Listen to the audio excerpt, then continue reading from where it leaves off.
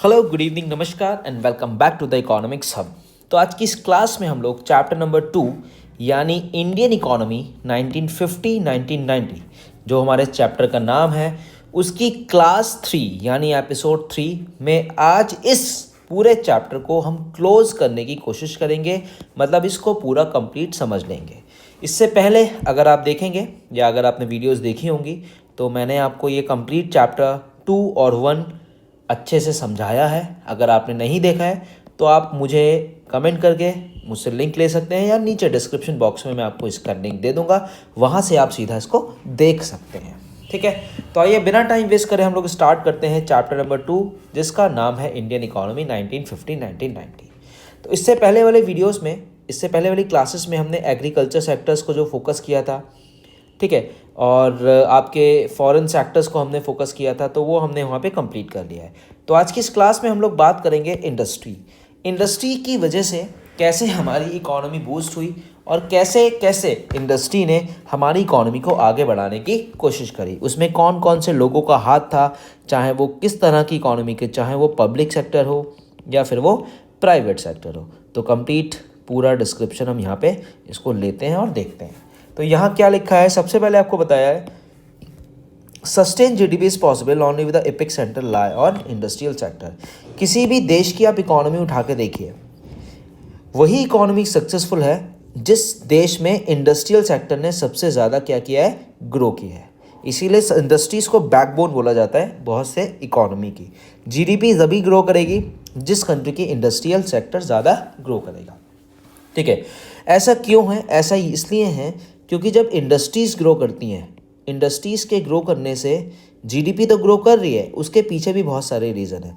क्यों? इससे employment opportunities बढ़ी, जिसकी वजह से क्या हुआ, एम्प्लॉयमेंट अपॉर्चुनिटीज़ बढ़ी, इंडस्ट्रीज़ बढ़ी, जिससे लोगों की इनकम इंक्रीज़ हुई तो एक्सपेंडिचर बढ़ा तो फिर से और इंडस्ट्री सेटअप हुई उन गुड्स की डिमांड को फुलफिल करने के लिए। ठीक है, तो कॉलोनियल सेक्टर जब हमारी इकोनॉमी में था तो हमारे इंडिया के हैंडीक्राफ्ट की वर्ल्ड वाइड रेपुटेशन थी, हर कोई उसको खरीदता था। बहुत से large scale industries, small scale industries हमारी इकोनॉमी में थी जो इंडस्ट्रीज़ को बहुत फोकस कर रही थी और प्रोडक्शन बहुत अच्छे से कर रही थी। तो कंप्लीट डिस्क्रिप्शन और डिटेल में देखते हैं यहाँ पे क्या है। सबसे पहले आपको बताया is there any difference between public sector and private sector. Of course yes, there is a difference between public and private sector. Difference क्या होता है वो मैं आपको बता देता हूँ। सबसे पहले पब्लिक सेक्टर की बात करें और फिर हम करते हैं प्राइवेट सेक्टर की बात। तो दोनों यहाँ लिखा हुआ है, मैं आपको समझाता हूँ पब्लिक और प्राइवेट में डिफरेंस क्या होता है। पब्लिक सेक्टर वो होता है जिसको कौन रन करता है, गवर्नमेंट रन करती है, और प्राइवेट सेक्टर वो होता है जिसको इंडिविजुअल रन करते हैं। ठीक है, पब्लिक सेक्टर वो होता है जहाँ पर ज़्यादातर सोशल वेलफेयर की बात होती है, और प्राइवेट सेक्टर वो सेक्टर होता है जहाँ पे ज़्यादातर प्रॉफिट मोटिव की बात होती है। क्लियर हुआ? जैसे इंडिया में पब्लिक सेक्टर हम बोल सकते हैं रेलवेज़, और प्राइवेट सेक्टर्स रिलायंस, टाटा। ठीक है, अब धीरे धीरे रेलवेज़ का भी प्राइवेटाइजेशन हमें देखने को मिल रहा है, जैसे IRCTC। तो धीरे धीरे करके हमारी इकोनॉमी प्राइवेट सेक्टर की तरफ रोल प्ले कर रही है। तो प्राइवेट और पब्लिक सेक्टर में यही डिफरेंस होता है। पब्लिक सेक्टर होता है जिसको कंट्रोल करती है, रन करती है गवर्नमेंट, और प्राइवेट सेक्टर होता है जिसको इंडिविजुअल रन करते हैं, जैसे मैंने आपको एग्जाम्पल बताया रिलायंस और टाटा, अडानीस। ठीक है, तो ये पब्लिक और प्राइवेट सेक्टर्स का डिफरेंस होता है। अब यहाँ से कौन कौन से ऐसे फैक्टर्स थे जिसकी वजह से हमारा इंडस्ट्रियल डेवलपमेंट होना चाहिए था और नहीं हो पा रहा था, तो बस पूरा डिटेल में इन तीनों पॉइंट्स को हम डिस्कस करते हैं। सबसे पहले आपको बताया लैक ऑफ कैपिटल। हम सब जानते हैं ब्रिटिशर्स ने हमारी इकोनॉमी को बहुत बैकवर्ड कर दिया था, और क्या कर दिया था, और स्टेगनेंट कर दिया था, जिसकी वजह से हम अपने आप को आगे नहीं बढ़ा पा रहे थे चाह के भी। ठीक, तो लैक ऑफ कैपिटल में क्या लिखा हुआ है पूरा देखते हैं। लैक ऑफ कैपिटल में लिखा हुआ है industrial development is needed a big push. हमारी इंडस्ट्रीज़ को एक बिग पुश की ज़रूरत थी। बिग पुश का मतलब क्या है, एक बहुत ही हाई कमांड की ज़रूरत थी जो हमारी इकोनॉमी को बूस्ट कर सके। At the time of independence only Tata Birla establish थी, जिसमें हमने टिस्को पढ़ा था, अगर आपको याद होगा चैप्टर नंबर 1 में, टिस्को, जिसका ईयर था इस्टेब्लिशमेंट 1907। तो टाटा और बिरला हमारे इंडस्ट्री सेटअप थी। टाटा बिरला के अलावा कुछ इंडस्ट्री सेटअप नहीं हो पा रही थी क्योंकि इंडस्ट्रीज़ को सेटअप करने के लिए बहुत सारा पैसा लगता है। द रिक्वायरमेंट ऑफ कैपिटल, जैसा मैंने आपको बताया, इंडस्ट्रीज़ को ग्रो करने के लिए, उसको आगे बढ़ाने के लिए। It become essential for the state और the government to achieve industrial policy through public sector undertaken. अब गवर्नमेंट ने स्टेप लिया कि हम ज़्यादातर इंडस्ट्रीज़ को पब्लिक सेक्टर के हाथ में रखेंगे, यानी गवर्नमेंट के हाथ में रखेंगे, क्योंकि प्राइवेट सेक्टर उस टाइम इसलिए ग्रो नहीं कर पा रहा था क्योंकि लोगों के पास इनकम्स कम थी और लोगों के पास पैसा कम था। तो गवर्नमेंट ने कहा हमें ही कमान संभालनी पड़ेगी, यानी बहुत सारी इंडस्ट्रीज़ को पब्लिक सेक्टर ही बिग पुश कर पाएगी, यानी गवर्नमेंट ही बिग पुश कर पाएगी, अदरवाइज प्राइवेट तो नहीं हो पाएंगे, एक दो बस लोग हैं। ठीक है, तो सबसे पहले लैक ऑफ कैपिटल कम होने की वजह से हमारी इकोनॉमी ग्रो नहीं कर पा रही थी। अब इस कैपिटल को कैसे बढ़ाएं, तो गवर्नमेंट ने अपने हाथ में कुछ इंडस्ट्रीज़ को लिया और उसे क्या करा, आगे बढ़ाने की कोशिश करी। ठीक है, नेक्स्ट था लो इंड्यूसमेंट टू इन्वेस्टमेंट, यानी the private investors lack of investment, it was owing to limited size of the market. अब कुछ प्राइवेट सेक्टर्स के लोग थे, वो इन्वेस्टमेंट करना चाह रहे थे लेकिन वो इन्वेस्टमेंट कर नहीं रहे थे। क्यों नहीं कर रहे थे, उनको पता है कि यार मार्केट में डिमांड तो ज़्यादा है नहीं। डिमांड क्यों ज़्यादा नहीं है, क्योंकि लोगों की इनकम कम है। जब इनकम कम है तो लोग एक्सपेंडिचर नहीं करेंगे, तो ऐसे इंडस्ट्रीज़ को क्यों लगाएं, क्यों प्राइवेट सेक्टर रिस्क ले। तो ये एक बड़ा इशू था, क्योंकि हमारे पास जो साइज़ था ना मार्केट का, वो लिमिटेड साइज़ था, मतलब नंबर ऑफ कस्टमर क्या थे, लिमिटेड थे। यही बात यहाँ लिखी है, the private investor lack inducement to invest, it was owing to limited size of the market, limited size of the market owing to the low level of demand. वही चीज़ जो मैंने आपको यहाँ समझाई, जब मार्केट लिमिटेड है तो डिमांड कम होगी, तो जब डिमांड कम होगी तो आगे वो बढ़ता रहेगा। जैसे यहाँ पे विशिष्ट साइकिल आपको समझाया, मैं हर पॉइंट में आपको ये समझाता हूँ। इनकम कम हुई तो डिमांड कम हुई, डिमांड कम हुई तो प्रोडक्ट की डिमांड ही नहीं हुई, तो इन्वेस्टमेंट कम हुआ, फिर इन्वेस्टमेंट कम हुआ। तो ये एक विशिष्ट साइकिल है जो हमेशा चलता रहता है। और इससे सॉल्यूशन को निकालने के लिए केवल और केवल गवर्नमेंट ही है जो हमें निकाल सकती है। अब सरकार ये चाहती है, क्या चाहती है, सरकार चाहती है कि जो इकोनॉमी बूस्ट हो ना, वो ग्रोथ तो करे लेकिन सोशल जस्टिस भी हो। अब कैसे, the government after independence was amply clear that the Indian economy needed a socialistic pattern. Mix economy थी लेकिन हमारी इकोनॉमी में बहुत सारे लोग गरीब थे, जिसकी वजह से सोशलिस्टिक इकोनॉमी के पैटर्न को फॉलो किया गया था, और ये 5 ईयर प्लान्स में भी डिस्कस हो चुका था। हम चाहते हैं कि लोगों की ग्रोथ हो, इकोनॉमी ग्रोथ करे, लेकिन हमारी इकोनॉमी में ज़्यादातर लोग पुअर हैं, तो उन पुअर लोगों की भी ग्रोथ हमें देखने को मिले। तो ये चीज़ यहाँ पे आपको बताई है। क्लियर हो गई बात। तो control of commanding heights of the economy की बात करें तो ज़्यादातर चीज़ें किसके हाथ में थी, पब्लिक सेक्टर्स में हाथ में थी, और पब्लिक सेक्टर देखभाल के चीज़ों को क्या कर रही थी, आगे बढ़ा रही थी। और प्राइवेट इन्वेस्टर्स जो थे वो इन्वेस्टमेंट करना नहीं चाह रहे थे, क्योंकि इकोनॉमी में डिमांड और साइज़ जो था मार्केट का बहुत ज़्यादा लिमिटेड था। समझ में आ गई बात। अब इसके लिए गवर्नमेंट ने एक स्टेप बनाया जिसको बोला IPR। एक तो फर्स्ट IPR है 1948, याद रखना, और सेकंड IPR है 1956। तो यहाँ हम बात करेंगे सेकंड IPR की, यानी 1956 की बात करेंगे। IPR की फुल फॉर्म होती है इंडस्ट्रियल पॉलिसी रिजोल्यूशन। अब सरकार ने इसको 3 फोल्ड क्लासिफिकेशन में डिवाइड कर दिया। 3 फोल्ड क्लासिफिकेशन क्या होता है मैं आपको यहाँ समझा देता हूँ।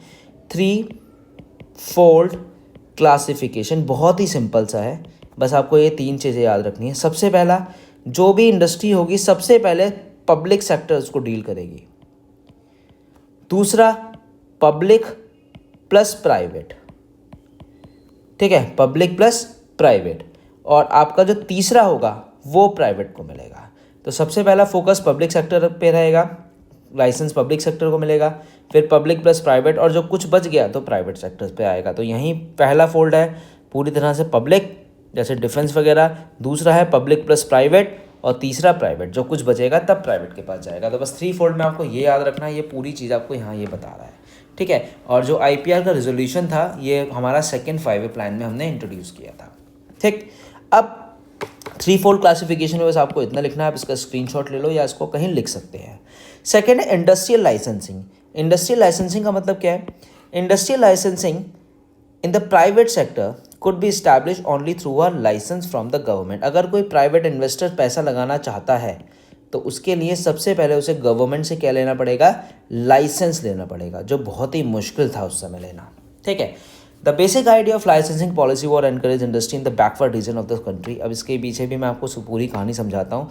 अब क्या हुआ, गवर्नमेंट ने कुछ स्टेप्स उठाए, जैसे एक ऐसा एरिया जहाँ पे बिल्कुल भी डेवलपमेंट नहीं है और एक ऐसा एरिया जहाँ पे डेवलपमेंट है।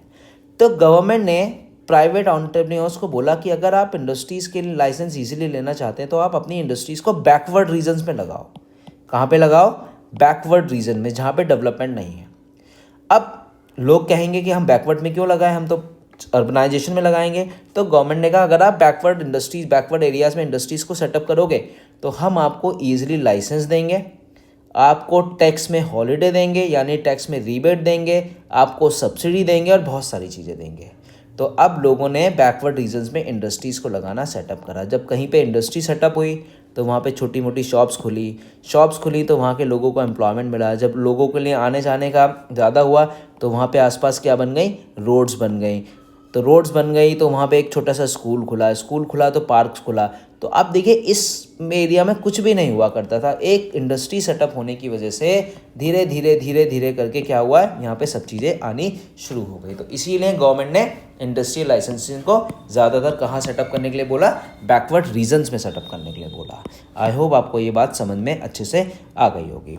उसके बाद बैकवर्ड रीजन्स में इन्वेस्टमेंट करने के लिए तो बोला गवर्नमेंट ने, उसके बाद लोगों को गवर्नमेंट ने इंडस्ट्रियल कंसेशन दिए। कंसेशन का मतलब जो मैंने आपको बताया, अगर आप बैकवर्ड रीजन्स में इंडस्ट्रीज़ को सेटअप करेंगे तो सबसे पहला आपको तो लाइसेंस ईजिली मिल जाएगा, ठीक है, आपको टैक्स में हॉलीडे मिलेगा, आपको ज़्यादातर सब्सिडी मिलेगी, आपको 1 साल के लिए इलेक्ट्रिसिटी फ्री मिल जाएगी, आपको 1 साल के लिए वाटर सप्लाई फ्री मिल जाएगा। तो इतनी सारी सुविधाओं को देखते हुए गवर्नमेंट ने SEZ प्लान बना दिए, स्पेशल इकोनॉमिक जोन्स। आप जिस भी आप जगह से इस वीडियो को देख रहे हैं, आप देखेगा वहाँ भी आसपास आपके स्पेशल इकोनॉमिक जोन ज़रूर होंगे। स्पेशल इकोनॉमिक जोन होते हैं ऐसा बैकवर्ड रीजन जो पहले गवर्नमेंट ने बैकवर्ड रीजन्स में रखा, फिर वहाँ पे इंडस्ट्री सेटअप हुई, जिसकी वजह से क्या हुआ, धीरे धीरे करके उस जगह का विकास यानी डेवलपमेंट होना शुरू हो गया। तो this is all about industrial concession. तो आपको समझ में आया लाइसेंसिंग इंडस्ट्रियल क्या है, ठीक है। उसके बाद हम बात करते हैं स्मॉल स्केल इंडस्ट्रीज़ की, ठीक। चलो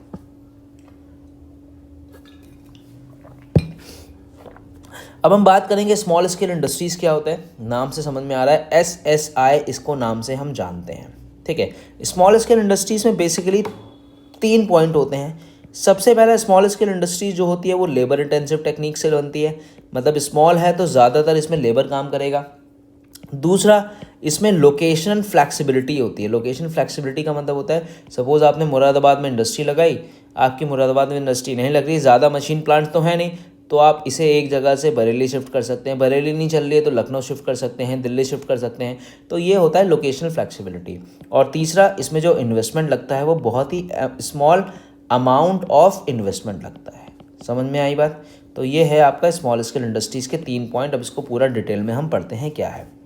तो स्मॉल स्केल इंडस्ट्रीज़ का यहाँ पे डेफिनेशन आपको बताइए, the small scale industry presently defined having a fix investment of less than 10 crore और जिसका टर्नओवर कितना है 50 करोड़। अर्लियर जब ये स्टार्टिंग में हुआ था तो उसका इन्वेस्टमेंट कितना था 5 लाख 1951 में, और इन्वेस्टमेंट आपका जो रिटर्न था वो कितना था 1 करोड़। इसको बढ़ा के 50 करोड़ कर दिया गया और 10 करोड़ कर दिया गया। तो इसके लिए एक बहुत इंपॉर्टेंट कमेटी है, इसको प्लीज़ आप याद रखना, क्योंकि ये MCQ में, बोर्ड्स में और NCERT में भी आपको देखने को मिलेगा। कार्वे कमेटी बेसिकली इसलिए बनी थी, जो स्मॉल स्केल होल्डर्स हैं जो गांव में रहते हैं और जिनका छोटा मोटा बिजनेस है उसको प्रमोट करने के लिए कार्वे कमेटी का क्या हुआ था, एक इंट्रोडक्शन हुआ था, ठीक है। अब यही पॉइंट है जो मैंने आपको समझाया। क्या है? Location flexibility, labour intensive technique, ज़्यादातर यहाँ पे कैपिटल इंटेंसिव टेक्निक्स कम यूज़ होती है और लेबर ज़्यादा यूज़ होती है, ठीक है। उसके बाद है लोकेशनल फ्लैक्सिबिलिटी, आप अपने बिजनेस को एक जगह से दूसरी जगह ईजिली ले जा सकते हैं। और स्मॉल इन्वेस्टमेंट, अब स्मॉल इन्वेस्टमेंट क्या है कि यहाँ पे ज़्यादा इन्वेस्टमेंट की ज़रूरत पड़ती नहीं। क्यों नहीं पड़ती है? क्योंकि यहाँ पे ज़्यादातर लेबर काम करती है और मशीन्स का काम क्या होता है, कम होता है, ठीक है। समझ में आ गई बात? उसके बाद अब गवर्नमेंट ने भी स्मॉल स्केल इंडस्ट्रीज़ को प्रमोट करने के लिए कुछ स्टेप्स उठाए। जैसे यहाँ लिखा हुआ है, development of small scale industry require government support. बिना गवर्नमेंट के सपोर्ट के तो आप उस समय कोई बिजनेस सेटअप नहीं कर सकते थे। अब गवर्नमेंट ने क्या कर दिया, SSI के लिए कुछ गुड्स को क्या कर दिया, रिस्ट्रिक्शन कर दिया। मतलब ये गुड केवल और केवल स्मॉल स्केल इंडस्ट्रीज़ बनाएंगे और बड़े बड़े इसको नहीं बनाएंगे, मतलब बड़ी बड़ी इंडस्ट्रीज इसको नहीं बने। अगर बड़ी बड़ी इंडस्ट्रीज इसको बनाने लगती तो स्मॉल स्केल इंडस्ट्रीज़ का बिजनेस डाउन हो जाता। और गवर्नमेंट ने स्मॉल स्केल इंडस्ट्रीज़ के लिए कम रेट ऑफ इंटरेस्ट पे क्या स्टार्ट कर दिया, लोन्स देना स्टार्ट कर दिया। समझ में आई बात? तो ये गवर्नमेंट ने इनिशिएटिव लिया अपने स्मॉल स्केल इंडस्ट्रीज़ को आगे बढ़ाने के लिए, समझ में आ गई बात? बहुत इजी बात, आई होप आपको समझ में आ गई होगी। ठीक, उसके बाद है ट्रेड। ट्रेड का मतलब क्या होता है? ट्रेड का मतलब होता है व्यापार। कैसे हम ट्रेड करेंगे, ट्रेड सबसे इम्पॉर्टेंट है। और ट्रेड केवल अपने कंट्री में नहीं होता है, ट्रेड हम बाहर की कंट्रीज़ में भी करते हैं और बाहर की कंट्रीज से खरीदते और बेचते सब हैं, जिसको हम नाम देते हैं एक्सपोर्ट और इम्पोर्ट। एक्सपोर्ट यानी हम बाहर की कंट्रीज़ को गुड्स बेच रहे हैं, इम्पोर्ट यानी बाहर की कंट्रीज से कुछ गुड्स को खरीद रहे हैं, क्योंकि अकेले एक इकोनॉमी कभी भी सारे गुड्स को प्रोड्यूस नहीं कर सकती है। तो यहाँ पे गवर्नमेंट ने कुछ इंपोर्ट सब्स्टिट्यूशन और एक्सपोर्ट प्रमोशन बनाया, ये मैं आपको डिटेल में समझाता हूँ क्या होता है इंपोर्ट सब्स्टिट्यूशन और एक्सपोर्ट प्रमोशन। ठीक है, तो मैं आपको यहाँ बता रहा हूँ इंपोर्ट सब्स्टिट्यूशन और एक्सपोर्ट प्रमोशन। क्या होता है इंपोर्ट सब्स्टिट्यूशन और एक्सपोर्ट प्रमोशन, ये मैं आपको समझा देता हूँ। इंपोर्ट सब्स्टिट्यूशन, गवर्नमेंट कहती है कि जो गुड्स आप बाहर की कंट्रीज से खरीद रहे हैं, आप उस गुड्स को अपनी कंट्री में क्यों नहीं बना रहे हैं, उसको अपने कंट्री में सब्स्टिट्यूट करो ना। ठीक है, जैसे सपोज हम बात करते हैं कोई डिफेंस का इक्विपमेंट हम बाहर से खरीद रहे हैं, तो गवर्नमेंट ने कहा क्या हम इतने अनपढ़ हैं, हमारे पास इतने लोग नहीं हैं कि इस इंडस्ट्रीज़ को या इस गुड्स को हम खुद बना सके। तो गवर्नमेंट ने कहा इंपोर्ट सब्स्टिट्यूशन करेंगे, इंपोर्ट मतलब खुद ब खुद चीज़ें बनाएंगे। और एक्सपोर्ट प्रमोशन, जो इंडिया में चीज़ें बन रही हैं उसे बाहर की दुनिया में ग्लोबलाइज करो। ग्लोबलाइज मतलब उसे बाहर की कंट्रीज़ में सेल करो। समझ में आई बात? तो इंपोर्ट सब्स्टिट्यूशन जो बाहर से खरीद रहे हैं वो खुद बनाएं, और एक्सपोर्ट प्रमोशन जो आप बना रहे हैं उसे और लोगों के साथ शेयर करो और लोग उसको खरीदेंगे। ठीक, इससे होगा क्या? अब आप कहेंगे सर इससे फ़ायदा क्या होगा? इससे फ़ायदा होगा कि जो हमारे पास फॉरेन एक्सचेंज है, जो लिमिटेड हमारे पास फॉरेन एक्सचेंज है वो सेव होगा। क्यों? जब हम इंपोर्ट करेंगे तो आपके पास से डॉलर जाएगा, और जब एक्सपोर्ट प्रमोशन करेंगे तो डॉलर आएगा, तो दोनों तरफ से कमाई हुई नहीं हुई, यहाँ से तो बच गया और यहाँ से उल्टा आ गया। तो एक्सपोर्ट करने से, एक्सपोर्ट प्रमोशन और इंपोर्ट सब्स्टिट्यूशन करने से जो फॉरेन करेंसी है वो सेव हुई। याद होगा आपको 200 करोड़ का कॉन्सेप्ट मैंने आपको समझाया था, जिसमें से 115 करोड़ गोल्ड और रिमेनिंग फॉरेन करेंसी। इसी के बेसिस पे रुपीज़ का रेट डिसाइड होता है कि आज मार्केट में रुपीज़ का रेट डॉलर के कंपैरिजन में कितना रहेगा। इसीलिए गवर्नमेंट ने इंपोर्ट सब्स्टिट्यूट करने के लिए बोला और एक्सपोर्ट प्रमोट करने के लिए बोला। तो देखो ये लिखा हुआ है import substitution is strategy to save foreign exchange, जो मैंने आपको समझाया जिससे हमारी फॉरेन करेंसी सेव होगी, और एक्सपोर्ट प्रमोशन करने से फॉरेन करेंसी हमारे पास आएगी। तो this is called import substitution and export promotion. अब आप इसे कैसे प्रोटेक्ट करोगे? तो गवर्नमेंट ने टैरिफ एंड कोटास लगाया। अब टैरिफ एंड कोटास क्या होता है? टैरिफ होता है एक ऐसी ड्यूटी जो इंपोर्ट पे लगता है, मतलब आप एक लिमिटेड अमाउंट पे ही क्या कर सकते हैं, इंपोर्ट कर सकते हैं, इससे ज़्यादा आप इंपोर्ट नहीं कर सकते हैं, जिससे फॉरेन करेंसी सेव होगी। कोटास क्या होता है? इंपोर्ट ऑफ डिफरेंट, अलग अलग गुड्स पे अलग अलग कोटास है, अलग अलग कंट्रीज के अलग अलग कोटास है, मतलब बाहर की कंट्रीज से आप लिमिटेड ही सामान खरीद सकते हो, लिमिटेड सामान ले सकते हो। अब आपसे कोई पूछे गवर्नमेंट ने इंपोर्ट टैरिफ एंड कोटास क्यों लगाया, तो आप सिंपल से बताएंगे सेफ फॉरेक्स। अब फॉरेन करेंसी क्यों सेव कर रहे हैं? तो रुपीज़ को अप्रिशिएट करने के लिए, मतलब रुपीज़ की वैल्यू को इंटरनेशनल मार्केट में क्या करने के लिए? सेव करने के लिए। समझ में आ गई बात? ठीक है, उसके बाद है India growth strategy during the period 1950। ये सब कुछ वही है जो मैंने आपको पीछे पढ़ाया, एक बार देख लेते हैं। इंडिया की इकोनॉमी मिक्स इकोनॉमी थी, फिर हमने 5 ईयर प्लान्स को बनाया जिससे हमने इकोनॉमी की ग्रोथ को कोशिश करी। ज़्यादातर चीज़ें पब्लिक एंटरप्राइजेस के हाथ में रखी, प्राइवेट सेक्टर एंटरप्राइजेस के हाथ में हमने लिमिटेड चीज़ें रखी। ठीक है, इंडस्ट्रियलाइजेशन पे हमने फोकस किया, इंपोर्ट सब्स्टिट्यूशन और एक्सपोर्ट प्रमोशन हमने किया। बाहर की इम्पोर्ट्स पे हैवी ड्यूटी लगाया जिससे बाहर के लोग, इंडिया के लोग बाहर का गुड ज़्यादा ना खरीद सकें। कोटास लगा दिए, इससे ज़्यादा आप कुछ नहीं खरीद सकते हैं। ठीक है, लार्ज स्केल इंडस्ट्रीज़ लगाने की कोशिश करी इंडिया में, स्मॉल स्केल इंडस्ट्रीज़ को प्रोटेक्शन देने की कोशिश करी लार्ज स्केल इंडस्ट्रीज़ से। तो ये आपने सब पढ़ लिया, ये वो सब चीज़ें हैं जो आपने पीछे पढ़ के आए हैं। प्रॉस एंड कॉन्स यानी गुड और बैड इफेक्ट क्या हुए इसके? गुड इफेक्ट क्या हुए? हमारी इकोनॉमी ग्रो करी, हमारी इकोनॉमी में हमें ग्रीन रिवोल्यूशन देखने को मिला, हमारी इकोनॉमी ने 13% से लेके 24% तक ग्रो किया, और लास्ट में आज के टाइम में तो बहुत ज़्यादा अच्छे से ग्रो किया। इंडिया की जो इंडस्ट्री थी जो ब्रिटिशर्स ने ख़राब कर दी थी, उसको दोबारा से पब्लिक सेक्टर के थ्रू हमने कोशिश करी सेटअप करने की। पहले इंडस्ट्रीज जो थी हमारे लिमिटेड क्रॉप्स बनाती थी, लिमिटेड गुड्स बनाती थी, आज के टाइम में डाइवर्सिफाइड गुड्स बनाने लगी। हमारी इकोनॉमी में लार्ज स्केल इंडस्ट्रीज़ बनी, जैसे रूरकेला भिलाई स्टील्स प्लांट लगे, हमारी इंडस्ट्रीज़ में स्मॉल स्केल इंडस्ट्रीज़ का डेवलपमेंट हुआ। तो ये 5 ईयर प्लान्स के थ्रू हमने कोशिश करी अपनी इकोनॉमी में ग्रोथ लाने की, मॉडर्नाइजेशन, इक्विटी और सेल्फ रिलायंस, जो मैंने आपको GEMS समझाया था, और ये क्वेश्चन बोर्ड्स में आ चुका है। इससे बैड इफेक्ट क्या हुए? बैड इफेक्ट हुए हमारे लिमिटेड कंज्यूमर गुड्स थे, प्राइवेट सेक्टर्स को हम लाइसेंस नहीं दे रहे थे, ठीक है। पब्लिक सेक्टर मोनोपोलीज हो गई थी अब, ठीक है। पब्लिक सेक्टर मोनोपोली हुई तो अब यहाँ पे पिल फ्रेजेस हुए, करप्शन होने स्टार्ट हो गए। जो पैसा खिला रहा है उसको लाइसेंस मिल रहा है, जो पैसा नहीं खिला रहा है उसको लाइसेंस नहीं मिल रहा है।